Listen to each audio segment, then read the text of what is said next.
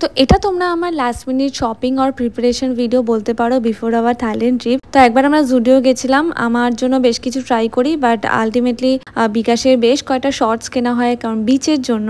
And আমরা 2 দিন পর গেছিলাম লেন্স কাটে, কারণ বিকাশের সানগ্লাস দরকার ছিল থাইল্যান্ড ট্রিপের জন্য।